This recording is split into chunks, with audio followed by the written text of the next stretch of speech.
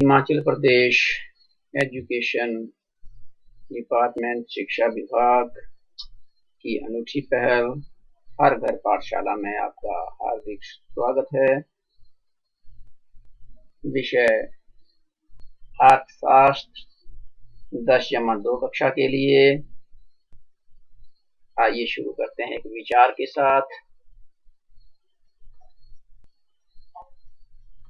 विचार जो हमारी जीवन की दिशा को सकारात्मक ऊर्जा से भर देता है। हम अपना भविष्य तो नहीं बदल सकते। डॉक्टर APJ अब्दुल कलाम आजाद का ये विचार है कि हम अपना भविष्य तो नहीं बदल सकते हैं,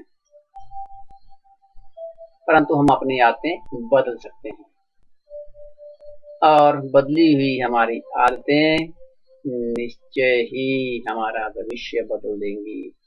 तो आइए तैयार हो जाएं। हम सभी अपना अपना भविष्य उज्जवल बनाने के लिए, अच्छा बनाने के लिए, बेहतर बनाने के लिए, और इसके लिए आइए कुछ आदतें बदलें।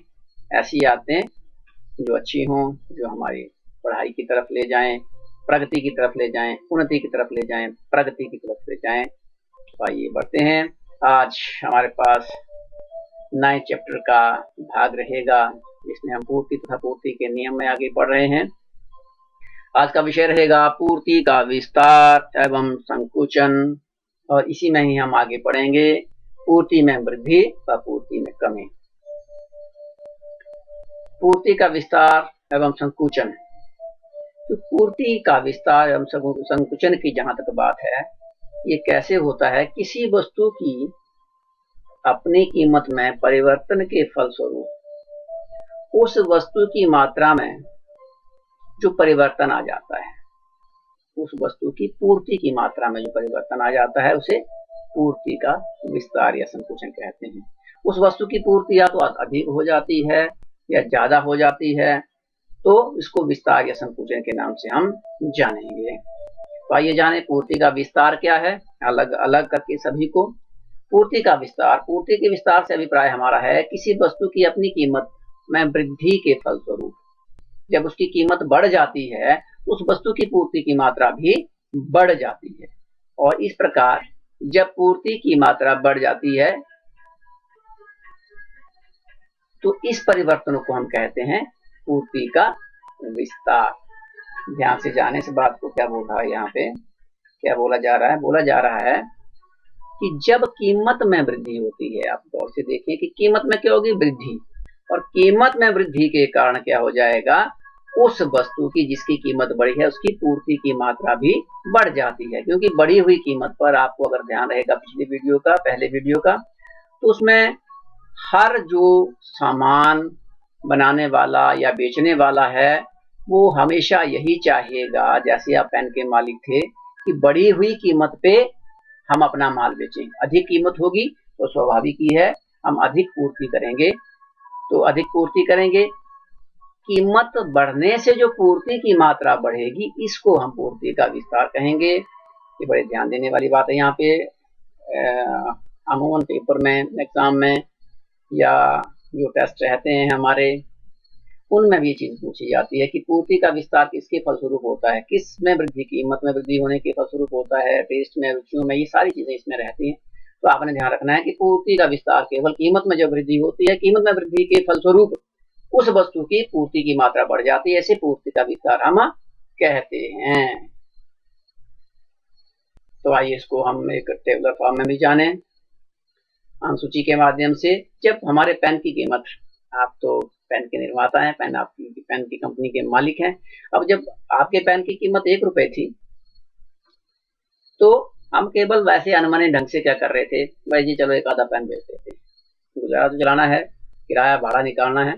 तो 1 रुपए, जैसे ही पेन की कीमत 5 रुपए हुई, तो हमने क्या किया? हमने पेन की कीमत को, जैसे ही पेन की कीमत बढ़ी, हमने पेन की पूर्ति की मात्रा को भी बढ़ा दिया। और जैसे ही पेन की कीमत 1 से 5 हुई, हमारी पूर्ति की मात्रा भी 1 से 5 हो गई, सीधी सीधी। मतलब कीमत बढ़ी तो पूर्ति भी बढ़ी। तो कीमत के बढ़ने से पूर्ति पर जो सकारात्मक प्रभाव पड़ा, वैसे भी कीमत और पूर्ति का हमने जाना था संबंध मैत्री संबंध होता है, मैत्री भाव होता है। एक के बढ़ने से दूसरी बढ़ती है, दूसरे के घटने से दूसरा घट हो जाता है। तो कीमत बढ़ी, जैसे ही 1 से 5 हुई तो पूर्ति की मात्रा भी हमारे पास 1 से 5 हो गई। और इसको हम सही तरीके से जाने तो हमारे पास है कि पेन की कीमत में वृद्धि होने से जो पूर्ति की मात्रा में वृद्धि हुई, इसे हम पूर्ति का विस्तार कहेंगे। इसे हम पूर्ति का विस्तार कहेंगे। आइए इसको हम रेखा चित्र के माध्यम से भी जाने। OX और OY, OX के ऊपर हमारे पास क्वांटिटी है, वस्तुएं हैं, यूनिट्स हैं, और OY के ऊपर हमारे पास प्राइस है, कीमत है। अब जब कीमत थी 1 रुपए, यहाँ पे देखें आप, जब कीमत 1 रुपए थी तो हम क्या कर रहे थे, तो केवल एक ही वस्तु हम सेल कर रहे थे, बेच रहे थे। और जैसे ही कीमत हमारी 1 से 5 होती है, यहाँ ध्यान दें 5 पे, जैसे ही कीमत कहाँ हुई, 5 हुई, 5 जैसे ही होती है तो हमारी मात्रा भी 5 पे 5 पेन हो जाती है।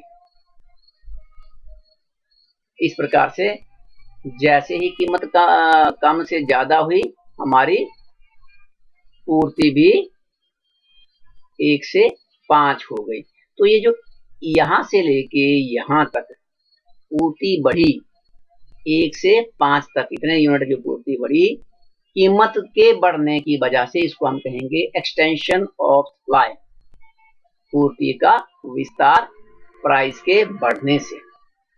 तो मेरे ख्याल ही समझ आ गया होगा। आगे चलें। अब अगला हमारा रहता है पूर्ति का संकुचन। विस्तार हमने पढ़ लिया, अब संकुचन सेम वही बात है, कीमत बढ़ी तो पूर्ति का विस्तार हो गया। और किसी वस्तु की अपनी कीमत में कमी के फलस्वरूप,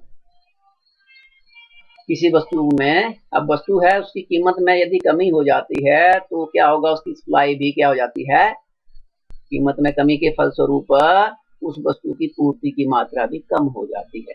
अब जब कीमत कम होने से पूर्ति की मात्रा भी कम हो जाती है तो हम इसे कहेंगे, इस परिवर्तन को कहेंगे हम पूर्ति का संकुचन।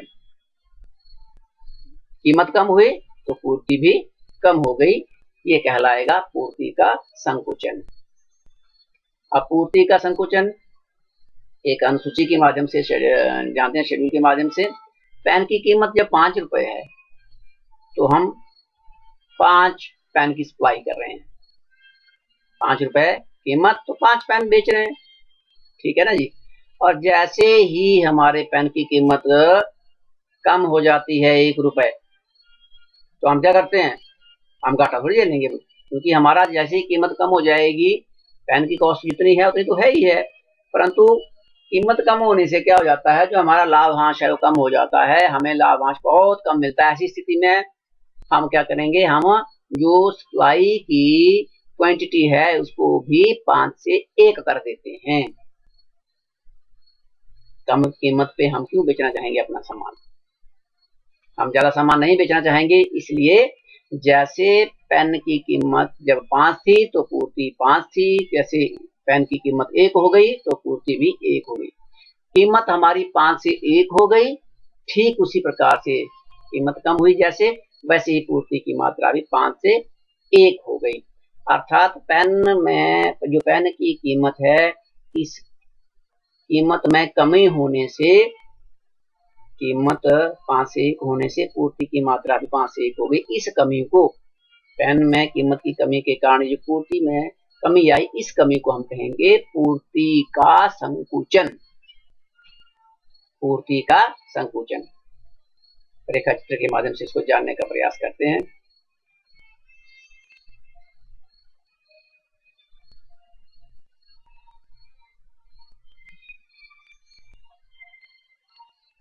पूर्ति का संकुचन, यहां आप देख रहे होंगे OX पे हमारे पास क्वांटिटीज हैं, यूनिट्स हैं, जो हम सामान बेचते हैं, कितना बेचते हैं, 1 2 3 4। और ओ वाई के ऊपर हमारे पास प्राइस है, 1 रुपए, 2 रुपए, 3 रुपए, 4 रुपए, 5 रुपए, जैसे हमने वो पीछे टेबल में किया। तो जैसे ही कीमत हमारे पास 5 रुपए थी, यहां ध्यान देंगे आप, तो 5 रुपए के ऊपर, हाँ 5 रुपए के ऊपर इधर जो ओ वाई पे है, 5 रुपए के ऊपर चीजें 5 पेन की सप्लाई हम कर रहे थे। और जैसे ही कीमत 5 से 1 हो जाती है, हमारी सप्लाई भी 5 से 1 हो जाती है। तो ये जो ये वाला गैप हमारा कम हुआ, 5 से एकदम हमारी सप्लाई 1 पे आ गई, तो इस कमी को, कीमत के कारण ये जो कमी हुई, इस कमी को, इसको हम कहेंगे contraction of supply. Contraction of supply कहेंगे इसको, पूर्ति का संकुचन। पहले जो हमने किया वो था एक्सटेंशन ऑफ सप्लाई, पूर्ति का विस्तार, और अब हम ये कर रहे हैं पूर्ति का संकुचन, कॉन्ट्रैक्शन ऑफ सप्लाई। तो मेरे ख्याल ये भी सही तरीके से समझ आ गया होगा। आगे चलते हैं। पूर्ति का विस्तार और संकुचन का क्या कारण रहता है? आपसे ये प्रश्न, आपके पास 3 सेकंड है, आप सोचें कि क्यों ये पूर्ति का संकुचन होता है और विस्तार होता है। हमने बीच में डिस्कस किया।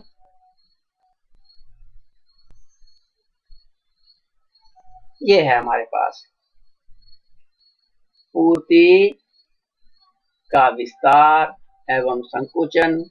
इसका कारण, तो आप कारण बिल्कुल सामने हमने डिस्कस किया है पहले भी।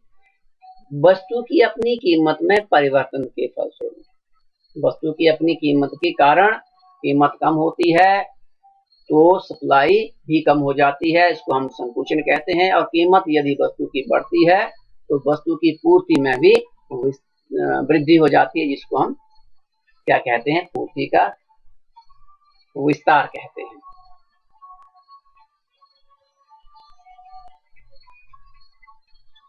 अब हमारे पास इसका दूसरा टॉपिक आज के वीडियो का,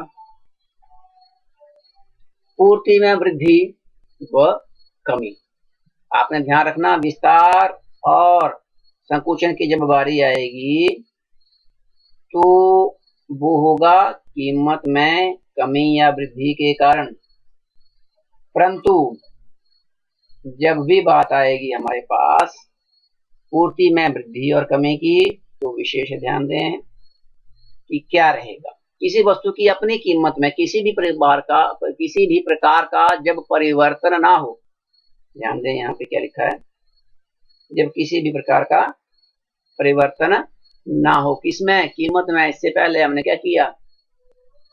कीमत में परिवर्तन होने से होता है विस्तार संकुचन। परंतु कमी और वृद्धि की बात कर रहा है कि कीमत में किसी भी प्रकार का परिवर्तन ना हो, परंतु फिर भी क्या हो जाए, उसी वर्तमान कीमत पर ही वस्तु की पूर्ति कम हो जाए या बढ़ जाए, तो ऐसी स्थिति में उसको हम कहते हैं पूर्ति में वृद्धि या कमी। आइए जाने एक एक करके कि पूर्ति में वृद्धि कैसे होती है, किसको हम कहेंगे, किसे कहेंगे पूर्ति में वृद्धि? किसी वस्तु की अपनी कीमत में जब किसी भी प्रकार का परिवर्तन ना हो, परंतु वर्तमान कीमत पर ही वस्तु की पूर्ति बढ़ जाए।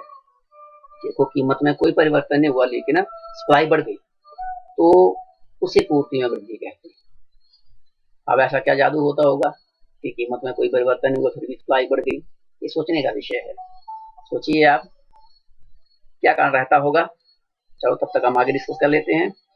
ये प्रश्न आपने अपने मन में रखना है, दिमाग में रखना है कि क्या कारण रहता होगा कि पूर्ति में वृद्धि हो जाए और कीमत में कोई परिवर्तन ना हो। कीमत बढ़ती है तब तो चलो जो विक्रेता है उसको फायदा होता है, फटाफट सप्लाई करता है, सप्लाई भेजता है ना। परंतु कीमत में कोई परिवर्तन ना हो फिर भी पूर्ति बढ़ जाए तो उसको पूर्ति में वृद्धि कहते हैं। ये क्यों बढ़ती है इसको हम आगे डिस्कस करेंगे, तब तक आप सोचें।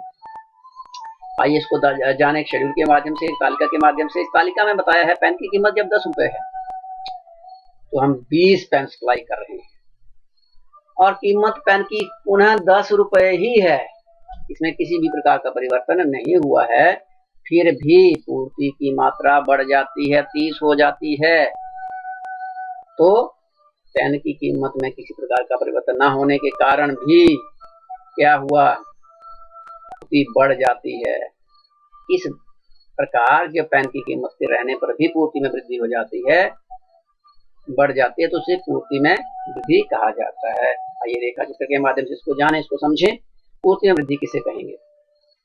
OX OY एज यूजुअल जैसे थे पहले ही, इस तरफ जो है हमारा OY पे प्राइस रहेगा, OX के ऊपर we mark as quantity of the goods, जो हमारे पास पेन है। जब कीमत हमारे पास 10 रुपए है, तो 10 रुपए के ऊपर हमारा सप्लाई कर्व है S1।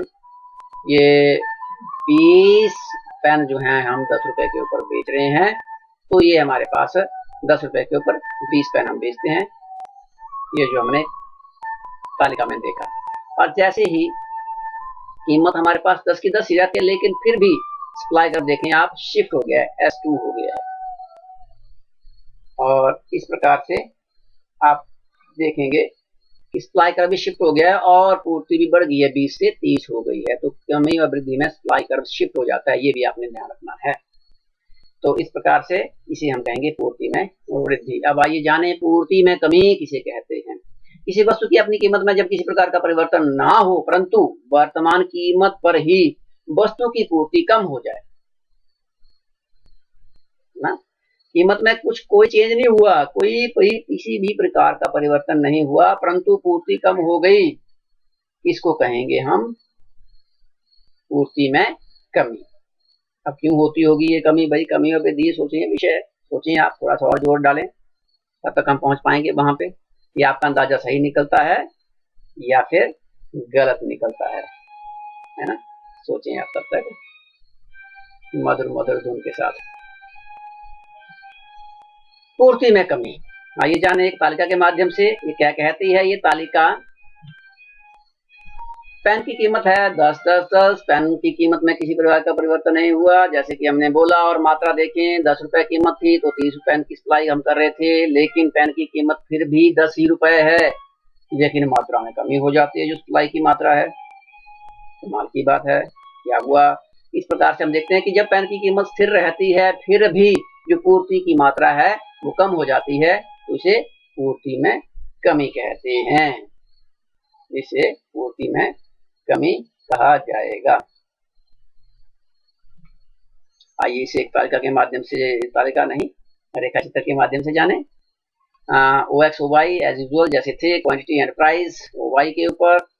और जब हमारे पास कीमत 10 रुपए थी तो हम क्वांटिटी 30 सेल कर रहे थे। S1 आप देख रहे हैं, S1 हमारे पास पहला सप्लाई कर्व है। और उसके बाद पता नहीं क्या होता है, जानते हैं आगे क्या होता है। हमारी सप्लाई इसी कीमत के ऊपर कम हो जाती है। कम कितनी हो जाती है? 30 से 20 हो जाती है। तो इस प्रकार इस सप्लाई को हम कहेंगे, ये जो सप्लाई कम हो गई, इसको कहेंगे हम पूर्ति में कमी। कीमत में किसी प्रकार का परिवर्तन नहीं हुआ, फिर भी पूर्ति कम होगी, इसे कहेंगे हम पूर्ति में कमी। अब पूर्ति में वृद्धि और पूर्ति में कमी के क्या कारण हैं? हमने बात की कि कीमत में, किसी वस्तु की अपनी कीमत में किसी भी प्रकार का परिवर्तन नहीं होता है, लेकिन फिर भी पूर्ति कम या बढ़ जाती है, तो इसे पूर्ति में वृद्धि या कमी कहते हैं। पर ये कारण क्या रहता है? अब ये प्रश्न जिसके लिए मैंने आपको सोचने के लिए कहा था, क्या होता होगा, कारण क्या है? ये है वो सारे कारण, अगर आप ध्यान से देखेंगे, क्योंकि ये यहाँ पे आप देखेंगे वस्तु की कीमत हमने इसको काट दिया है, ये नहीं इसमें आएगी। बाकी जो हमने पहले वीडियो में, ये दूसरे वीडियो में हमने ये किए थे, प्रभावित करने वाले, पूर्ति को प्रभावित करने वाले कारक, यही सारे वो कारक हैं। तो संबंधित वस्तु की कीमत, उत्पादन साधन की कीमत, भविष्य में कीमत बढ़ने की संभावना, फर्मों की संख्या, फर्मों के उद्देश्य, तकनीक में परिवर्तन, सरकारी नीति में अप्रत्यक्ष कर और आर्थिक सहायता, ये सारी चीजें आती हैं।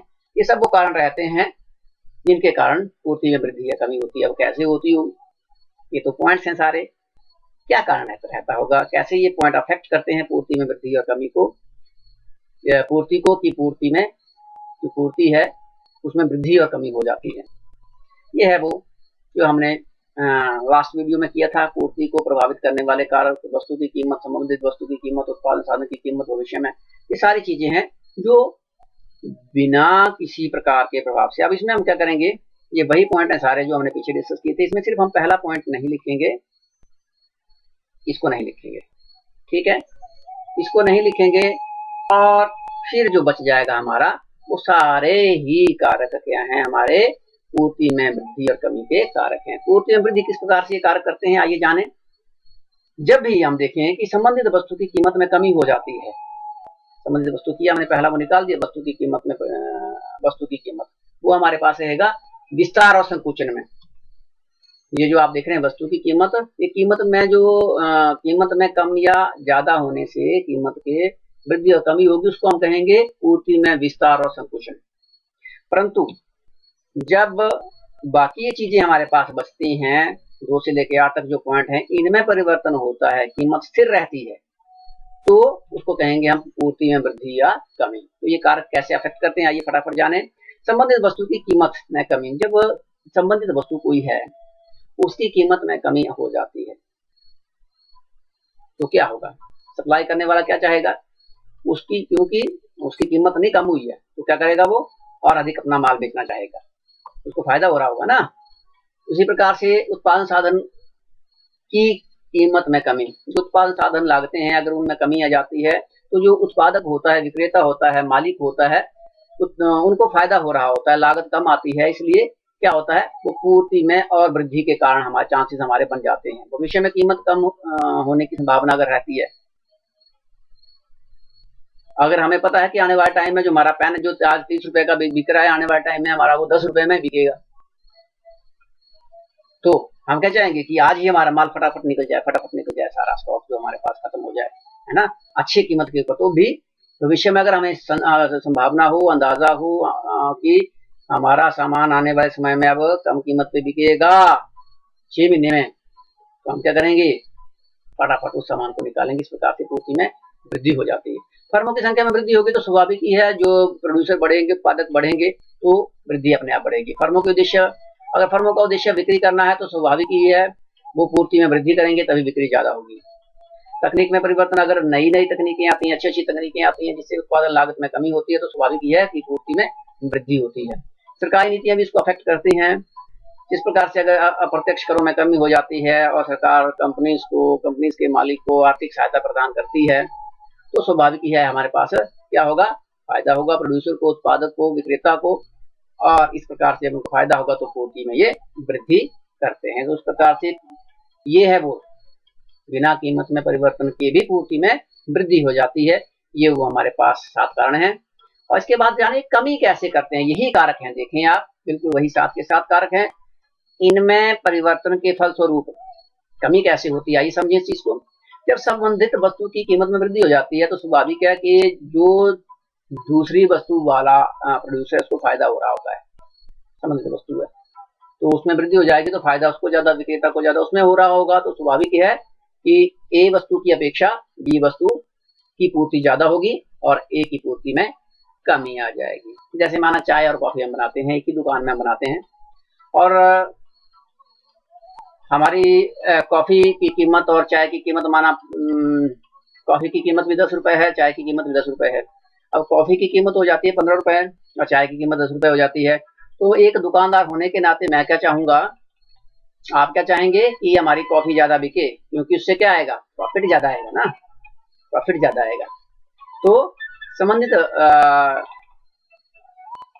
वस्तु की कीमत में यदि वृद्धि हो जाती है तो चाय की कीमत में क्या हो जाएगा, पूर्ति में कमी आ जाएगी, क्योंकि उत्पादक क्या चाहेगा कि मैं कॉफी को बेचूं, चाय को रहने दूं। इस प्रकार से चाय की पूर्ति में कमी आ जाती है। उत्पादन साधन की कीमत में वृद्धि आएगा। यहाँ पे अगर उत्पादन साधन की कीमत बढ़ जाती है, लागत बढ़ जाती है, स्वाभाविक है लागत बढ़ जाएगी तो पूर्ति को अफेक्ट करेगी, बड़ी महंगी चीजें पड़ेंगी, तो स्वाभाविक है जो भी विक्रेता है वो कभी नहीं चाहेगा ऐसा कि वो ज्यादा सप्लाई करे, क्योंकि उसको घाटा हो रहा है। भविष्य में कीमत बढ़ने की संभावना, ये एक इंपॉर्टेंट पॉइंट है, ये दोनों तरफ किस तरह से काम करता है। देखो, अगर भविष्य में हमें लगता है कि कीमत बढ़ने की संभावना रहती है तो हम क्या करते हैं, फिर भाई आने वाले समय में बढ़ी हुई कीमतों के ऊपर जो बेचेंगे माल अपना, अभी क्यों निकाल दें सस्ते में, तो इसलिए क्या करेंगे, वो अभी प्रेजेंट समय में, वर्तमान में जो वस्तु हैं उनको कम बेचेंगे, ताकि आने वाले समय में अधिक स्टॉक उनके पास बचा रहे और उनको भविष्य में ज्यादा फायदा हो।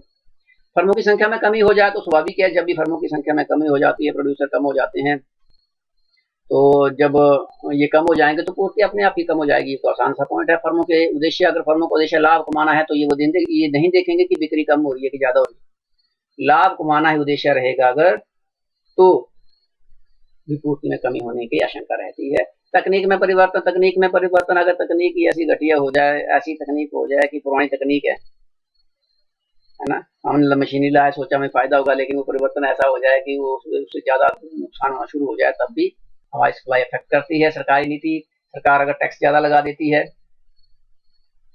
और आर्थिक सहायता कम कर देती है तो स्वाभाविक है क्या होगा, फिर जो उत्पादक हैं वो हतोत्साहित होंगे और ऐसी स्थिति में पूर्ति में कमी हो जाएगी। तो ये सारा था। इसी के साथ साथ बहुत बहुत धन्यवाद। जय हिंद, जय भारत।